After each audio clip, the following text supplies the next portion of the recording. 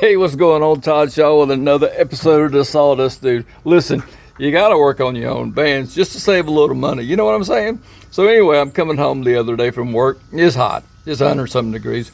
Got the air conditioner on full speed. All of a sudden I hear,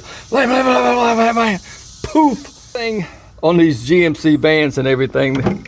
Here's like the little squirrel cage. It's fan, 3 little small bolts that comes out. But notice this.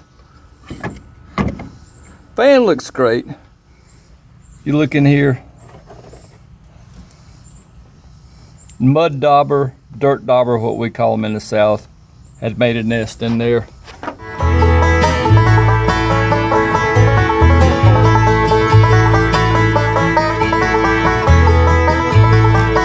In there. The glamorous life of a carpenter slash mechanic. Have a good one. I'll see you next time.